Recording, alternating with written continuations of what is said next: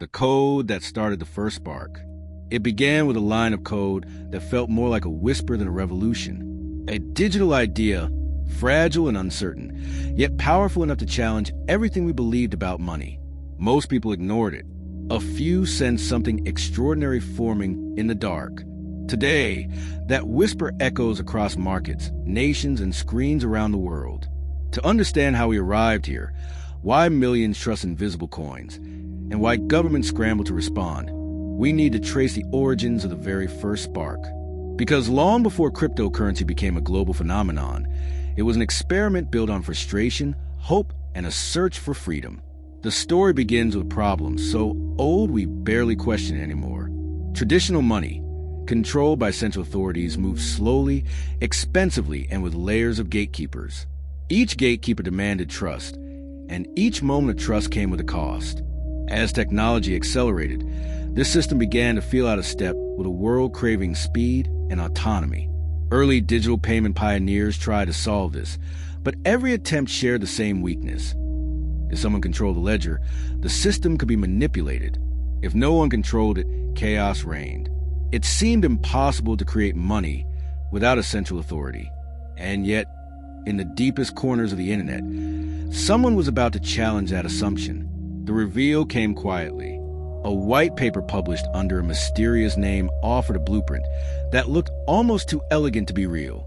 It proposed a network where strangers could agree on truth without trusting each other, a ledger that updated itself, a currency that lived everywhere and nowhere at once. It was more than a new form of money. It was the start of a movement. At first, the idea spread only among curious developers and cryptography enthusiasts. They weren't drawn by profit. They were drawn by the elegance of the solution.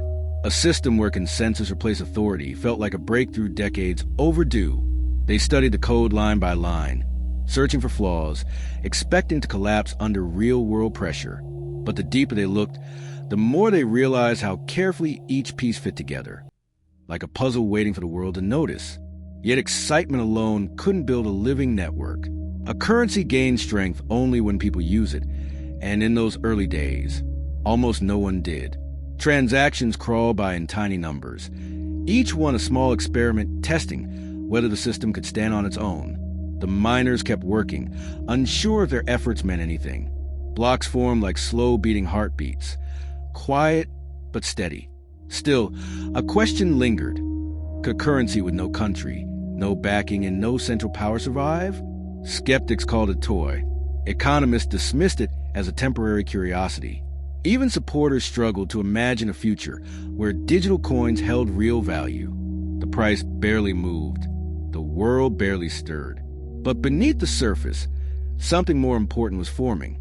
A culture, a belief system, a growing community that saw this not just as a new technology, but as a path to financial independence. They debated endlessly, refining principles that would define the movement. Transparency, decentralization, resilience. The network depended on volunteers, yet those volunteers were relentless. Slowly, the reveal deepened. The code wasn't just functioning, it was proving a point.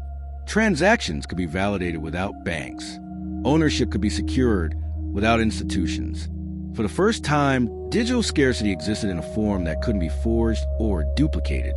A new kind of trust was emerging, built not on promises, but on mathematics. This early success brought the first hints of conflict. If the system truly worked, it threatened the foundations of traditional finance. It challenged the idea that control was necessary for stability, that oversight was required for safety. It forced a question that many were not ready to ask. What happens when people can move value without permission? Even within the community, tensions began to rise. Some wanted growth at any cost. Others feared that moving too fast would undermine the core principles. Early adopters debated whether they were building a currency, a philosophy, or a rebellion. No one agreed, but everyone sensed that something larger than they imagined was starting to unfold. As interest grew, so did the fractures within the movement. What had started as a quiet experiment began attracting people with very different visions. Some saw a global currency that could one day rival traditional money. Others imagined a sanctuary from economic instability, a shield against inflation and political control.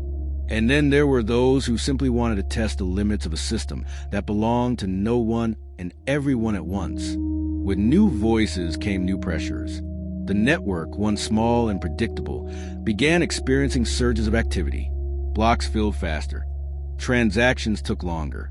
Arguments erupted about how the system should scale, who should influence its direction, and what it should ultimately become. Every proposed solution felt like a challenge to the original design, and every hesitation risked slowing the momentum that was finally building. Meanwhile, the outside world was no longer standing still. Reporters began writing about the strange digital money climbing out of obscurity.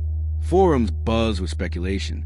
Early adopters watched the value fluctuate wildly, unsure if they were witnessing a revolution or a delusion. The price no longer crawled.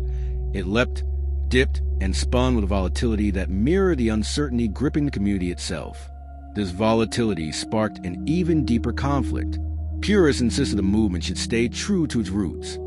Decentralized, principled, free from the influence of greed. But opportunists arrived with a different agenda. They saw a frontier rich with possibility, where fortunes could be made overnight. The tension between idealism and ambition grew sharper, louder, impossible to ignore. The miners felt the shift first. What had once been a hobby became a competition. More powerful machines arrived. The difficulty soared. Small miners struggled to keep up, fueling debates about fairness, access, and whether the network was drifting toward the very centralization it claimed to resist. The dream of a perfectly even playing field began to show its cracks. Outside forces added more heat. Regulators looked on with suspicion, trying to understand whether this new form of money was a threat, a tool, or a passing trend. Banks dismissed it publicly, yet quietly explored whether they could imitate the technology without embracing its freedom. Economists warned of bubbles. Enthusiasts ignored them. All of this built toward a growing realization. The experiment had escaped its creators. This was no longer a quiet network of volunteers. It was a global phenomenon, with expectations rising faster than the system could evolve. The conflict was no longer just technical. It was ideological. Should the code bend to meet the world, or should the world adapt to the code? Pressure mounted. Opinions hardened. And in the center of it all, the network kept producing blocks, steady and unbothered, as if reminding everyone that the truth it offered was simpler than the chaos surrounding it. A new turning point was approaching, and no one could see how it would resolve. Momentum carried a movement into a moment of truth. The pressure that had been building for years finally reached a breaking point.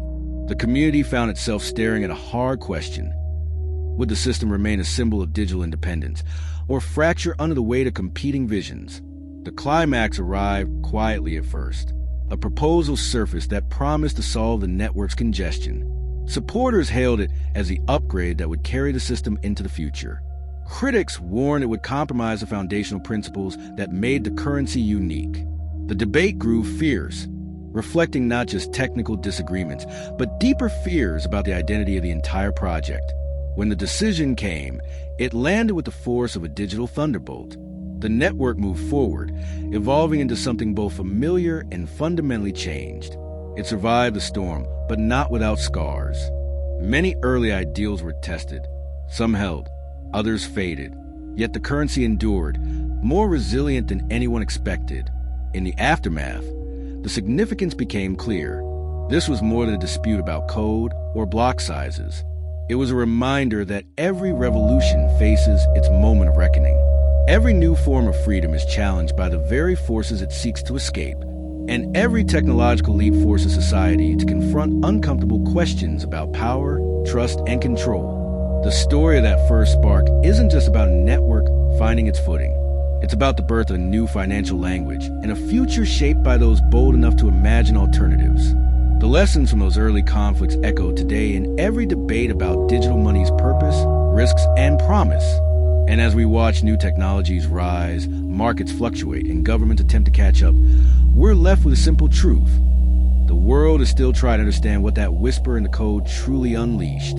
Subscribe to join the journey.